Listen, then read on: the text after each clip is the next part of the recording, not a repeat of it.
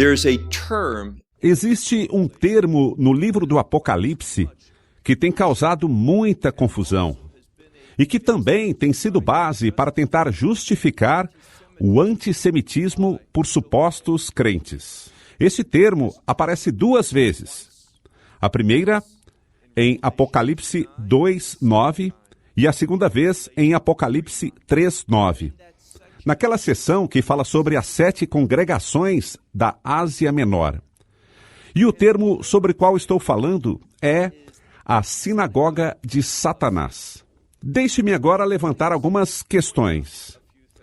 Naquela época, quando João estava escrevendo o livro do Apocalipse, nós não entendemos que os crentes eram perseguidos por outros judeus.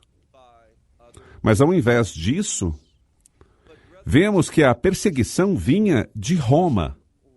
Então, não eram judeus perseguindo crentes judeus e crentes não judeus, mas em Roma, um império de gentios que tinham uma fé oposta à fé no Messias de Israel. Sabemos que João escreveu essas palavras numa ilha chamada Patmos. E de acordo com a Sagrada Escritura, ele havia sido exilado para lá. E quem o exilou para aquele lugar? Não foi Israel, mas sim o Império Romano. Então, precisamos entender bem o que é o termo sinagoga. Hoje as pessoas o ouvem e imediatamente pensam em uma casa de louvor judaica. Mas não é disso que se trata. Precisamos entender que o termo sinagoga vem do grego e significa juntar-se. Tradicionalmente, uma sinagoga é simplesmente um lugar onde as pessoas se reúnem, como um centro comunitário ou a prefeitura. Havia sinagogas do Império Grego por todo lugar, pela Europa, pelo leste europeu, etc.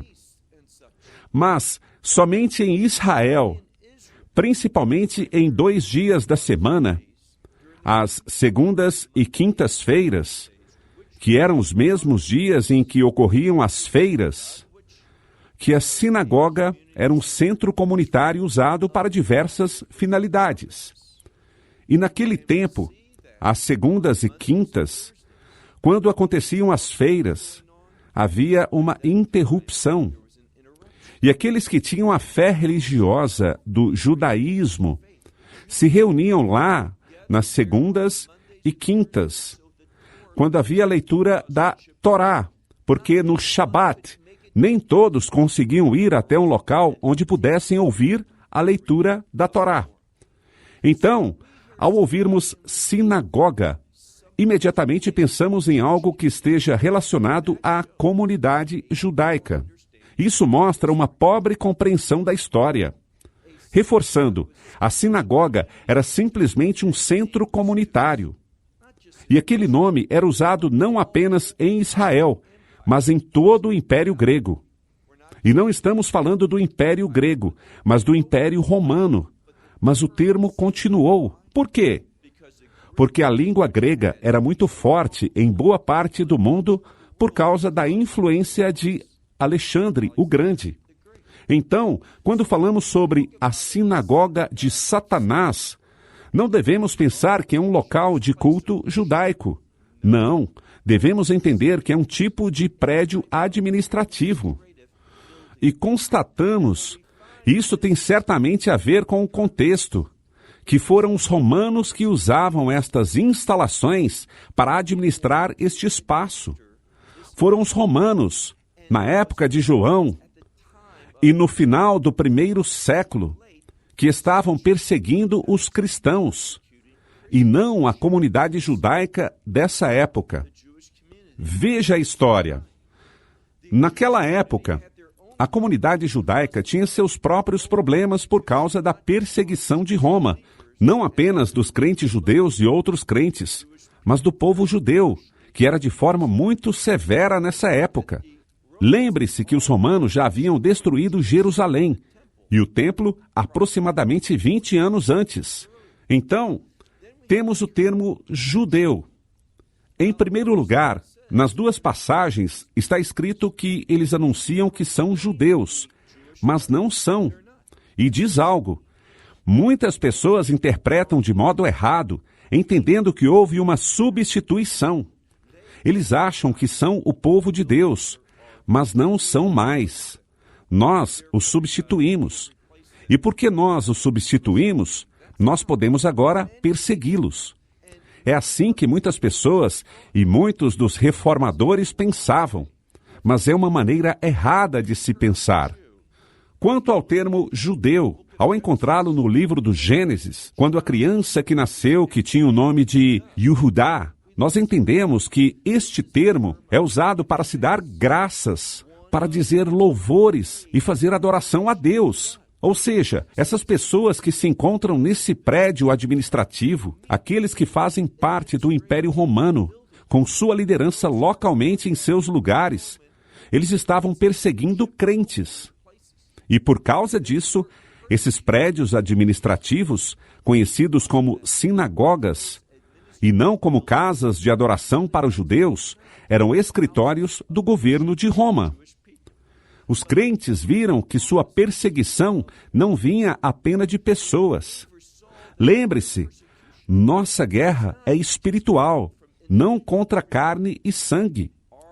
Então, eles chamavam esses lugares de sinagogas de Satanás. Eles achavam que estavam prestando um serviço para seu Deus.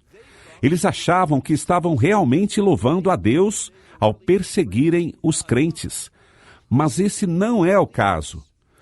Quando olhamos essa frase que aparece, como já disse, 2 vezes na Bíblia, em Apocalipse 2:9 e Apocalipse 3:9, não se trata de uma afirmação contra o povo judeu. Aqueles que pensam que estão servindo a Deus, aqueles que pensam que estão oferecendo sua honra a Deus através daquilo que estão fazendo. Na verdade, eles não são adoradores de Deus. Isso é o que o termo judeu literalmente significa, aquele que louva a Deus. Estes não estavam louvando a Deus. Ao invés, eles eram servos de Satanás e faziam seu trabalho de Satanás. E seus prédios, aquele local de reunião, era chamado de sinagoga de Satanás. Então sejamos pessoas que fazem um pouco de pesquisa e compreendem os termos, ao invés de sermos preguiçosos e só lidarmos com as coisas da forma como pensamos, baseados em uma perspectiva histórica muito limitada. Precisamos ver todo o cenário, para depois podermos emitir uma opinião bem diferente. Vou fechar agora essa curta mensagem. Até nosso próximo programa, Curtas do Apocalipse. Que Deus te abençoe. Shalom, desde Israel. Shalom from Israel. Esperamos que você tenha desfrutado da aula de hoje e que possa compartilhá-la com outros. Te convidamos a participar e nos acompanhar a cada semana, a esta hora e por este canal, em mais um episódio de Amarás a Israel. Para mais informações em português, visite amarasaisrael.org, onde encontrará muitos outros estudos realizados pelo Dr. Baruch. Até a próxima semana. Que Deus, nosso Messias e Yeshua, nosso Senhor Jesus Cristo, te abençoe durante a sua caminhada com Ele. Shalom, desde Israel.